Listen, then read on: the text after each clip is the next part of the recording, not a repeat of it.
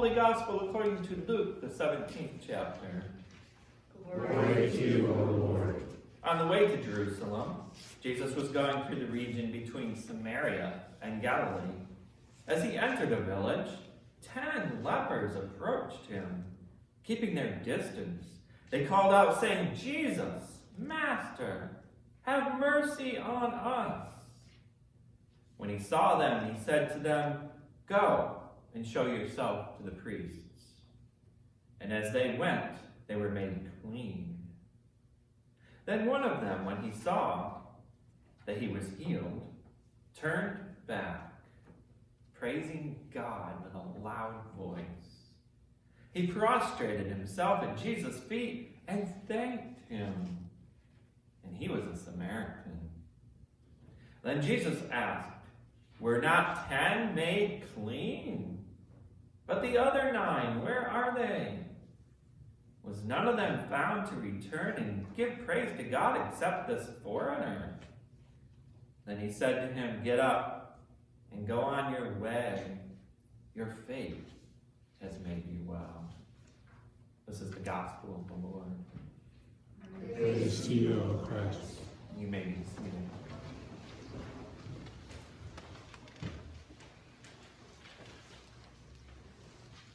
This is harvest time. And it's one of my favorite times of the year. Actually, spring and harvest time are neck and neck on the favorite list. A change in the weather certainly helps.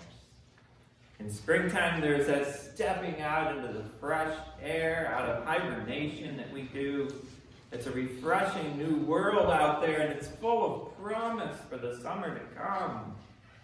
We give thanks for God keeping us safe and warm all winter, and for that new world to breathe in. Of course, after the sultry summer that we just experienced, it's nice to step out into the fresh air now, right? I think when I woke up this morning, it was 40-some degrees out. At harvest, we lay out the gifts that have grown in our midst all summer long. Those foods, those relationships that began with just a mustard seed planted in the soil with hope and God's promises. We celebrate these nutritional gifts that were instrumental, that we were instrumental in nurturing. Those early morning watering sessions, the joy of witnessing the first sprouts coming out of the ground, the weed pulling, the fertilizing, the backaches, and I sort of forgot about the mulching that starts the process. The science of figuring out the right moment to pull the fruit from the vine. And I was so proud this summer of the marigolds that we had along our walkway, and I was the official deadheader of the marigolds, by the way. That's why they're so beautiful. Of course, the smell is on your fingers for months on end afterwards. Harvest time is the time to take Sabbath, just as our Creator did, and look at the world. Look at the creation that we lived and breathed in and had relationship with, and give thanks for those moments, those good, bad, and ugly moments. Of course, there's a big difference between the work that God did in that 6-day creation and the labor that you and I have been part of over the summer. God's work was perfect. And our work, well, maybe not so perfect. But what both have in common, and this is the key to what we need to be reminded of today, is the fact that they are both a gift from God. God is the source of life. God is the gift giver. And God invites us into the active work of creation. Where we slip and fall is the all too easy temptation to view harvest and our review as look at what we did, without adding to or starting with the acknowledgement that God gave us these gifts and asked us to be partners in the world of cultivation. it seems that 9 out of the 10 healed lepers forgot from whom the gift came. Over the next few weeks and the time before Advent, we as a congregation will examine and celebrate together the gifts that God has provided us with this year. On the front of your bulletin, you will see the phrase celebrating God's gifts, and that will be our theme over these weeks. Crossing the finish line of another year. This is the 70th year here, by the way, at Fountain and Pleasure for St. Matthew. We'll be jumping up and down and reviewing the end result, and that is only one part of the celebration. Reviewing the good, bad, and ugly days. Remember the mulching and the backaches, and remember those early morning watering sessions. That review is just as important.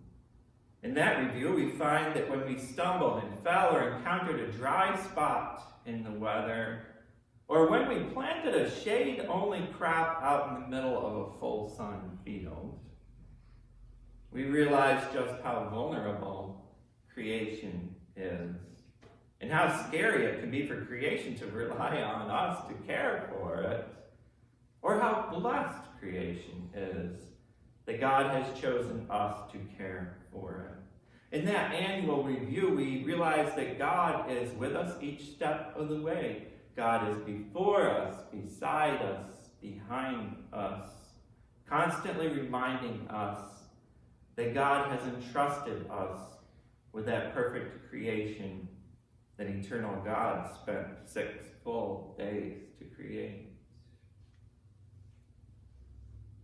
Early morning watering sessions. Every time I mention this grass seed being watered early in the morning, it sparks a memory in me. I'm reminded of a story that I first heard in the days right after September 11th, 2001. A friend of mine, in the weeks before 9/11, got up with her wife at 5 o'clock every morning, bright and early, to water their freshly seeded lawn here in Pennsylvania. On the morning of 9/11, my friend had a mid-morning meeting, 10 o'clock to be exact, in one of the World Trade Center towers in New York. She was staying at the Marriott Hotel and was wide awake in the early morning because, in her words, of that darn grass seed back home. She could not sleep.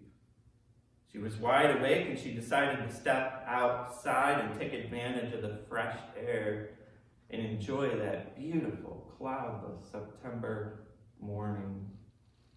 She attributes her summer grass watering mornings to saving her life. She also gives thanks for the stranger who screamed in her ear behind her, "Lady, drop the luggage and run." And she tells the story that she dropped her heels too and ran.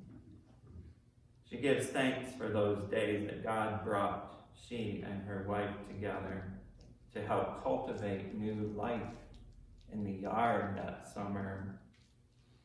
As my friends reviewed their harvest that year, the rejoicing had very little to do with the success or maybe failure of the grass in their front yard.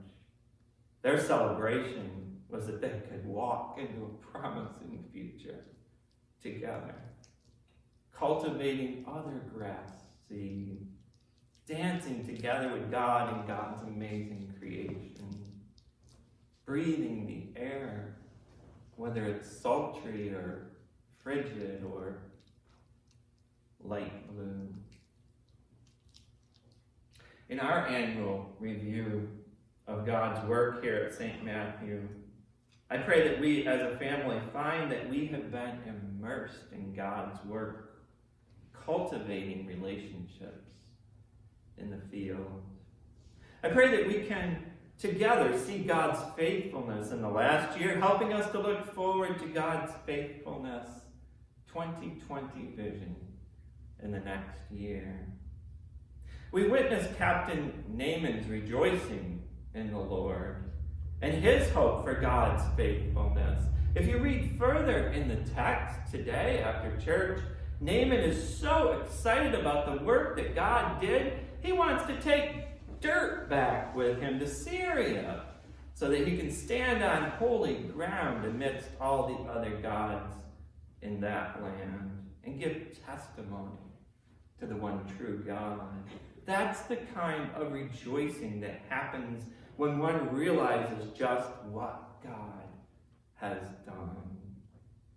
I want to take time to celebrate God's gifts this year, to name the gifts, to name the places in which we used the gifts.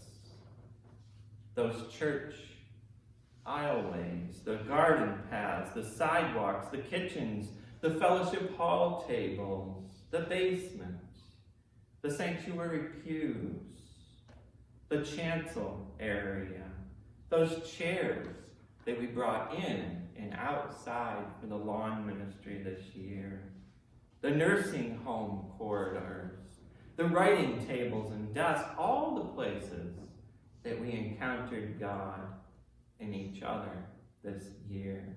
I want to celebrate the ways in which God surprised us this year. Did a stranger from another land invite us to their house to take a dip in their not-so-pretty creek, calling us away from our comfortable swimming pool? Were we shocked that healing is found in places that we least expect, like Captain Naaman found?